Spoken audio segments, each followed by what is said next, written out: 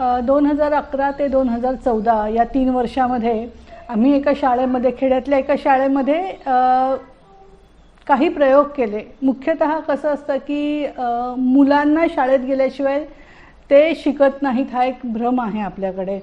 पण आम्ही सहज शिक्षण किंवा नॅचरल लर्निंग ह्या विषयामध्ये बरीच वर्ष काम करतोय, तेव्हा लक्षात आलं की शिकणं ही एक जगण्यासाठीची एक उपजत प्रवृत्ती आहे आणि ते प्रत्येक मुलाला, प्रत्येक माणसाला त्यांच्यामध्ये ही प्रवृत्ती आहे।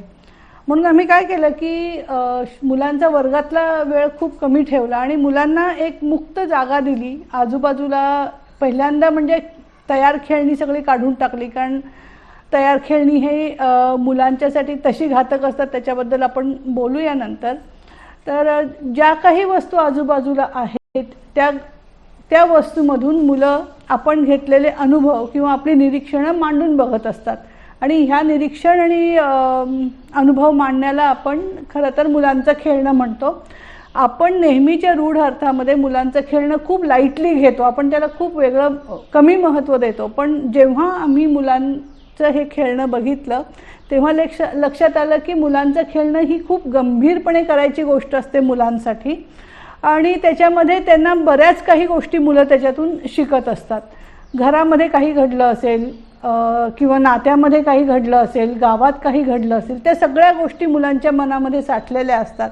मग जेव्हा ती शाळेत यायची तेव्हा त्या सगळ्या गोष्टी मुलं मांडून बघायची आपापल्या पद्धतीने। अगदी म्हणजे गावात एकदा छोटी छोटी गावं होती, खेड्यामध्ये ही शाळा होती, एक 10-12 खेड्यातली मुलं यायची। एका खेड्यामध्ये एकदा एक कुणीतरी मृत्यू पावलं होतं आणि त्यांची मग अंत्ययात्रा वगैरे निघाली होती। तर दुसऱ्या दिवशी मुलांनी एक फळी घेतली, त्याच्यावरती एका लहान मुलाला बसवलं आणि चौघांनी त्याला खांदा दिला आणि सरळ एक अंत्ययात्रेची पण त्यांनी तो एक खेळ मांडून बघितला होता।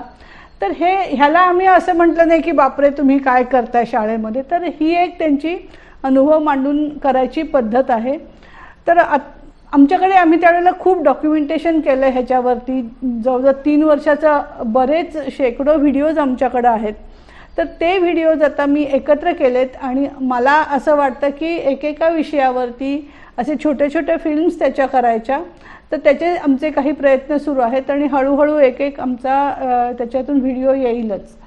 मुलांचं हे जे खेळणं आहे हे बघताना मुलांमध्ये ह्या खेळण्यामुळे कुठल्या कुठल्या क्षमता आणि कुठली कौशल्ये येतात हे आम्हाला दिसत गेलं आणि हे खूप महत्त्वाचं आहे। जशी मूल्य आहेत, मूल्य मुलांच्या खेळण्यातून दिसतात आणि त्या खेळण्यामुळे ती वाढतात सुद्धा। जसं लहान मुलांची काळजी मोठी मुलं आपसूक घेतात, जेव्हा त्यांना एक आपण मोकळेपणा दिलेला असतो, जेव्हा आपण मध्ये जज म्हणून त्यांच्या भांडणात पडत नाही, तेव्हा मुलं स्वतःची भांडणं स्वतः सोडवतात, हे सुद्धा आम्ही बघितलंय। मुलांमध्ये खूप एक वेगळी सर्जनशीलता असते आणि ती अशा मुक्त खेळण्यामुळे ती वाढते। कारण आम्ही असं केलं होतं की कुठलीही गोष्ट मुलांना द्यायची नाही आणि सुरुवातीला आम्ही काही गोष्टी ठेवायचो, नंतर ती ठेवणं पण बंद केलं। मुलांना जे अनुभव मांडायचे असतील त्याच्यासाठी ज्या काही गोष्टी लागतील मुलं परिसरात जाऊन शोधायची त्या वस्तू आणि ते घेऊन यायची। म्हणजे हे शोधणं ही सुद्धा एक सर्जनशीलताच आहे, कारण आपल्याला काय अनुभव मांडायचे आणि त्याला योग्य कुठली वस्तू लागेल हे मुलं मग विचार करतात आणि ते सगळे घेऊन येतात। मग काठ्या असतील, आम्ही जुने दुपट्टे होते शाळेमध्ये आणि पाणी भरपूर होतं, शाळेतूनच एक प्रवाह आमचा मान्सूनमध्ये जायचा आणि त्याच्यातून मुलांचे इतके खेळ व्हायचे। त्याच्यामध्ये घरं बांधली जायची, त्याच्यामध्ये खेकडे असायचे, मग मुलं खेकडे पकडायचा खेळ खेळायची, त्याचंसुद्धा एक छोटीशी फिल्म आम्ही केली आहे।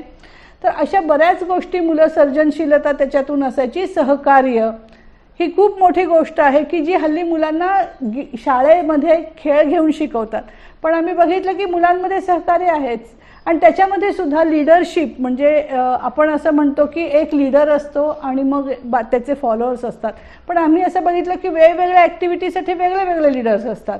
म्हणजे लीडर हा महत्त्वाचा नाही, तर त्या काही काम करण्यामध्ये ज्याच्यामध्ये त्याला जास्त ती गोष्ट येते तो आपोआप लीडर होतो। म्हणजे ती लीडरशिप ही क्वालिटी त्याच्यामध्ये असते।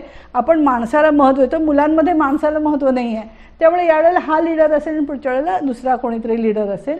तर ह्या सगळ्या गोष्टी मुलांमध्ये काही उपजत ज्या असतात त्या आणखीन वृद्धिंगत होतात आणि नवीन नवीन कौशल्य मुलांमध्ये येतात। आमचा एक पाथवे होता तसं सिमेंटनी बांधला नव्हता तो, वेगवेगळ्या टाईपच्या विटा होत्या. तर मुलं त्या विटा हळूहळू एक एक काढायला लागली. त्या विटा घेऊन मुलांनी जी काही घरं बांधली, खूपच म्हणजे आपण विश्वासच ठेवणार नाही अशी घरं मुलांनी बांधली. त्याच्यामध्ये मुलं जाऊन बसायची. जे शिक्षकांनी पण एकदा आतमध्ये जाऊन तिथे एक वर्ग घेतला होता. कधीही एकही वीट पडून मुलाला लागलं नाही. तर ह्या सगळ्या गोष्टी परत आपण जेव्हा एक शिक्षणाच्या दृष्टीने विचार करतो तेव्हा त्याच्यामध्ये एकतर भाषा येते मुलांना, कारण सतत संवाद होत असतात. त्याच्यामध्ये गणित आहे, कारण एक किती विटा समोरासमोर असल्या तर त्याला छत आपण घालू शकतो, हे पण एक गणित आहे. आपल्याला बसायचं असेल तर किती उंच घर बांधायला पाहिजे, हे पण एक गणित आहे. आणि त्याच्यावर शास्त्र पण आहे, त्याच्यामध्ये भौतिकशास्त्र आहे.